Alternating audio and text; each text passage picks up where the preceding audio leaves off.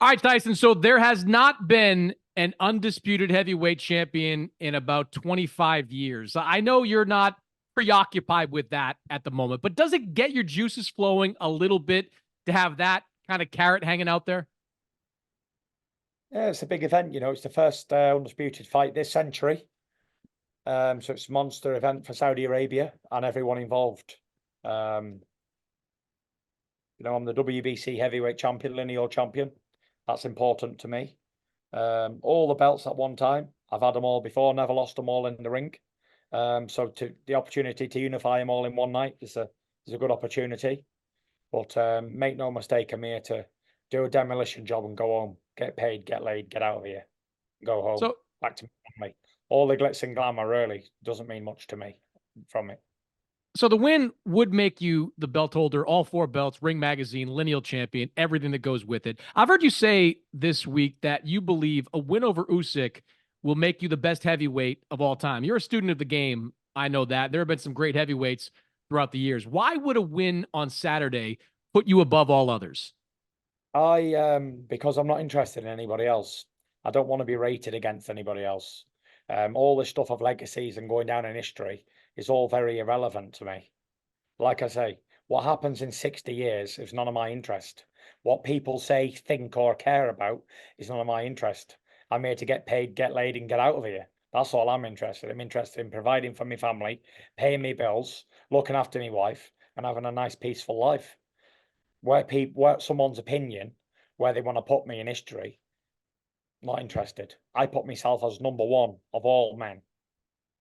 And that's So I, comparing myself to myself, not comparing myself to any other man, because you can never compare yourself to any other man. We can only ever compare each other to ourselves. That's it.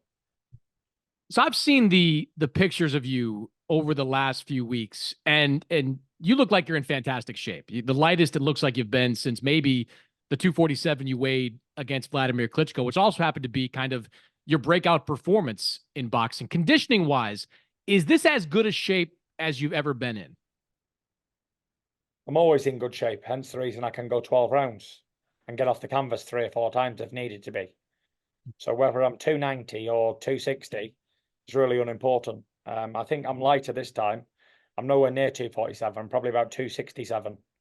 Um, Lighter now because I've had so much activity in training camps. I've had 3 training camps back to back. So I've had a long time in camp. So it's gradually a few pounds have come off here and there. You do look different than the guy we saw in your last fight against Francis Ngannou. What's been different about this training camp? I think the difference is a year out the ring, ballooning up in weight before the fight, before the year out, you know what I mean? And then inactivity kills the cat every time. If I'm kept busy and I've got dates coming forward, I can concentrate and stay in shape and look forward to events. But when I'm out the ring for years upon end with no dates and nothing coming up, and it's quite boring and it's not worth being involved in. This fight was originally set back in February. You got cut. It had to be pushed back to this May date. Looking back now, do you think those extra 3 months helped you or hurt you?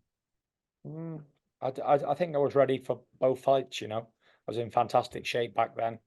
I'm in fantastic shape now. But time, you can always do something with a lot of time, can't you? If you've only got 2 hours to live, what would you give to have 10 hours to live? A Time lot. is of the It's the most precious thing that we have, and the thing that we most take for granted as well. Time, and it's slipping away like sand out of a bottle, and we can never get it back. We take it for granted, chasing other things that are not important. Were you able to take advantage of those extra 3 months? Yeah, I went on holiday with my family and spent time with my kids and walked my dog, and I enjoyed it. Mhm. Then I went back into training camp about 6, 7 weeks ago, and here we are. You've seen the quotes perhaps from cut men who say, "Oh, I don't know if that cut is going to hold up." You've seen, I think it was Vladimir Klitschko that said Usyk should target that cut. How concerned, if at all, are you about that cut opening up? Not concerned. I've had cuts before, and it just leaks blood, makes the fight more entertaining. Mhm.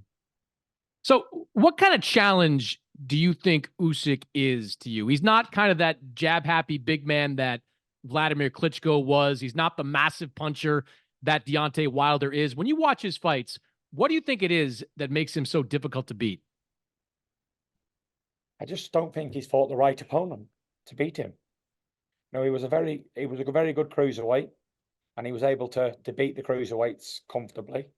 Um, and he's had 4 fights at heavyweight, and I've had 35 fights at heavyweight. So I think that's the difference.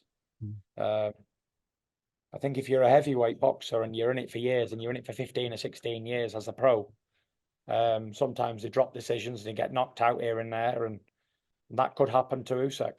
Mm. It hasn't happened to me so far, thank God. And that's probably a reason why it's not happened. Mm. Is that jab the most important weapon to you in a fight like this? Because he's going to try to get inside on you. We all kind of know that. And is keeping that jab in his face all night a big part of what you need to do? Get inside on me, and what's he going to achieve when he's there? I'm not sure.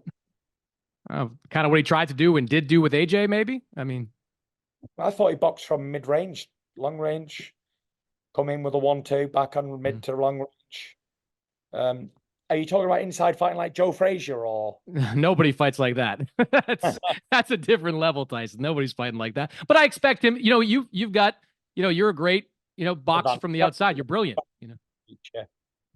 I want to, use the jab on him, be effective with the jab, uppercuts, right hands, left hooks, all of the punches. I don't buy into this stuff that there's only a few punches that you can land on a southpaw. I don't buy into that at all.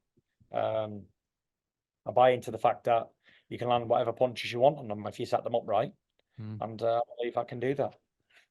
Well, Tyson, good luck on Saturday, man. Huge event. It's going to be watched worldwide in the US, UK, over in the Middle East. It's just massive, man. Looking forward to seeing it on Saturday night. New undisputed champion crowned in Riyadh. Thank you very much, guys. God bless. Bye-bye.